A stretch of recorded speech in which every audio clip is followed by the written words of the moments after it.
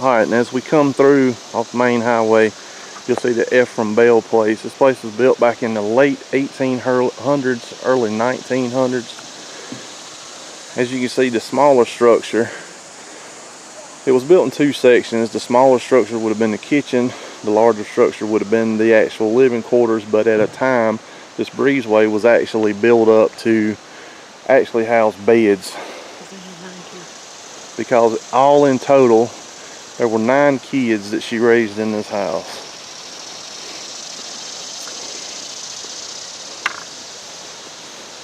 One thing that's interesting now is you look at the way a lot of stuff's done. If you look at the way they set these houses up, that was your foundation right there. So you'd never get by that today, building standards.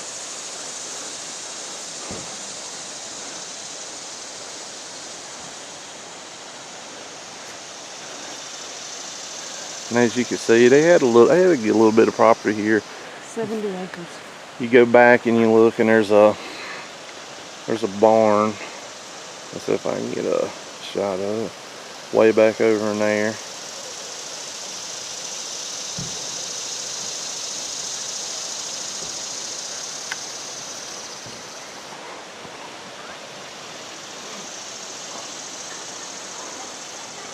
This is it, guys. Let's walk in and we'll get you some shots of the inside.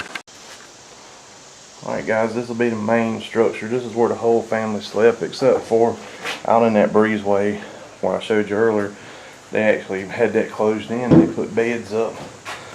But if you can see right down here, those boards were actually used to store their potatoes and stuff. And there's a funny story about this hole right here.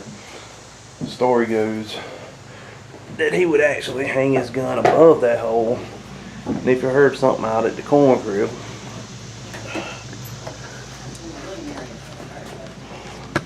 I can't get it.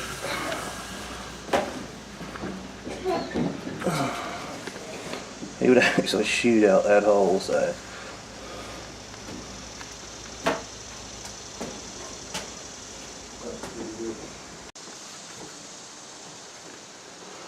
alright guys, this is the kitchen of the house. This is the smaller of the two structures. As you can see, they had a fireplace for cooking. Now, the lady that lived here would have to cook meals for not only her and her husband, but 9 kids inside this little structure. And if you don't believe it's small, I'm 6'5" and my head's just about touching the top of this building. Both of the hinges is there for this door.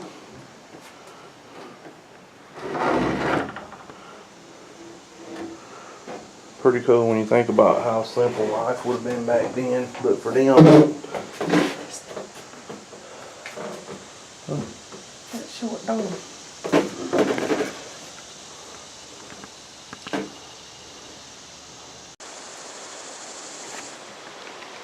alright guys, as we walk up towards the corn crib, you can kind of see how small this is. And the reason that it's so small is because they only built what they needed. They had to take lumber from their property to build this. And if you look in, you can actually see a lot of the corn husk are still in there. Now if you go back and you read about this, it actually tells you that he never fully filled up both sides of this corn crib. They never really had that much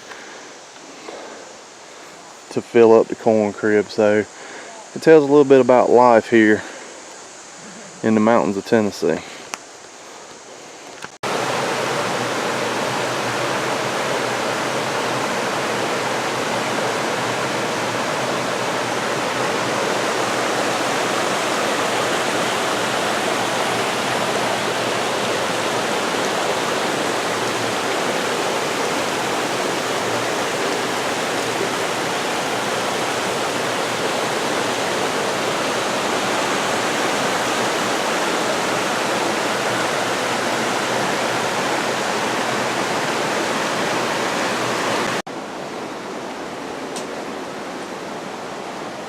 Alright guys, just a little bit down the road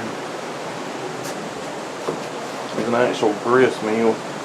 Not a whole lot of light in here, but I'm trying to get you some shots of it.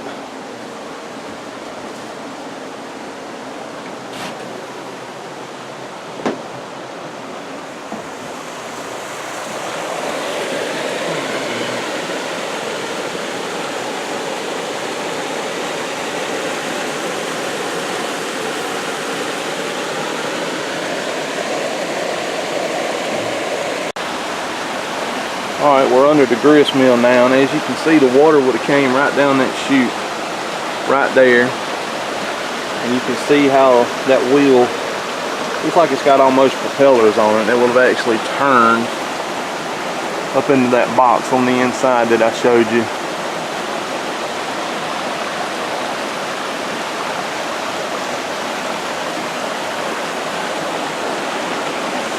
Right here on the edge of the water.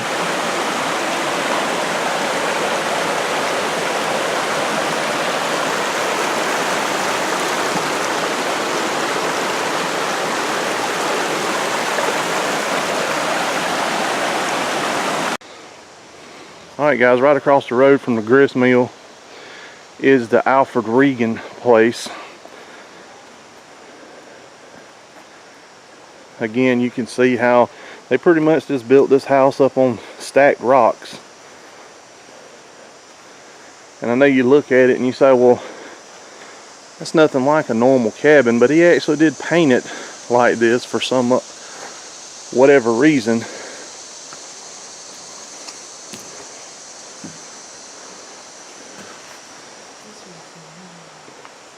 But to a point, it kind of makes you wonder if at one time that might have been a breezeway right there. You can see the paintings on the doors. Alright guys, let's walk on in here and take a look at old Alfred's house.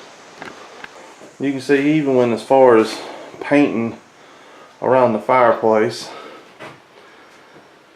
one good thing about this one is that it does have windows. Now, the other cabin I showed you earlier didn't have windows in it, and the reason was behind that was because it made it real hard to keep it warm and things of that nature, so they never really cut holes in those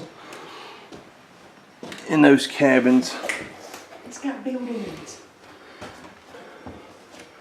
But if you come back here and look where the actual fireplace is, they actually built storage there.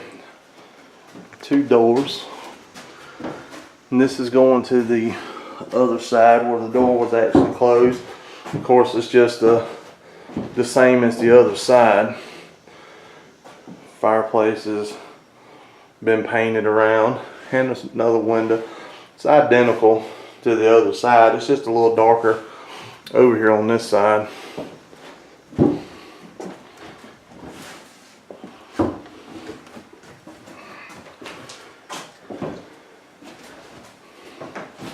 Just a little small back room.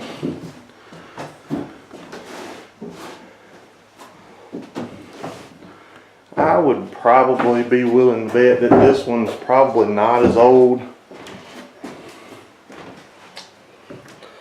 That is by far probably the creepiest drawing I've seen out here on any of this graffitied stuff so far. The problem is a lot of people come out here and they,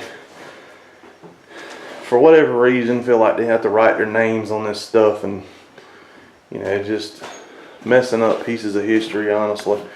We're going to see if we can get upstairs, guys. Alright guys, we're going up the steps, and as I get to the doorway, I'll kind of look up here. Let me shorten up my stick for you just a little bit. It's kind of tight quarters up in here. But as you can see, it pretty much goes to the fireplace. But as you go up the steps, these rooms actually have floors in them, which were probably used for bedrooms at one time.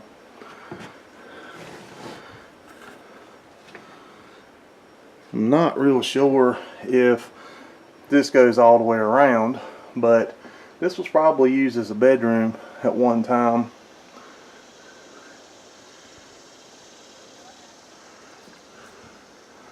Pretty awesome when you think about it.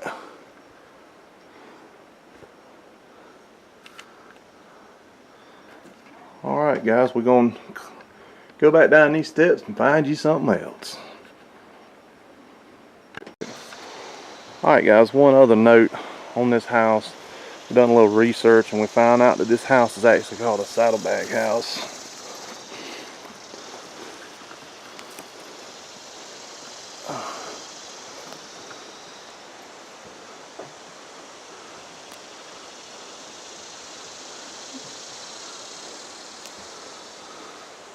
One thing that's kind of interesting is the fact that this back side's not painted.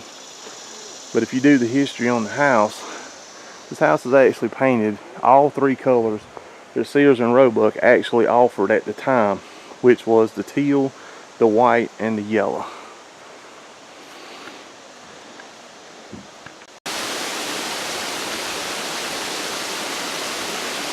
Alright, we came on down the road and we came up on top of this little mountain here because we stopped because of the waterfalls.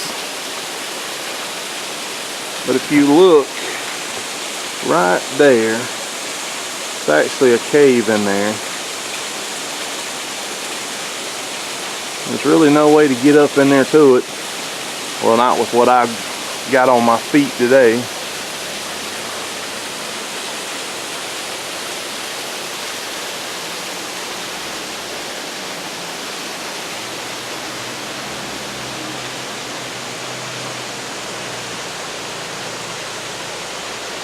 But the road you see behind me is pretty much, it's a road that goes through the mountains, and it gives you different places to stop. You stop at the beginning and it actually gives you a little booklet, and you go through the numbers and it tells you where everything's at, and it gives you a little bit of information about the area. But I really want to get up in there.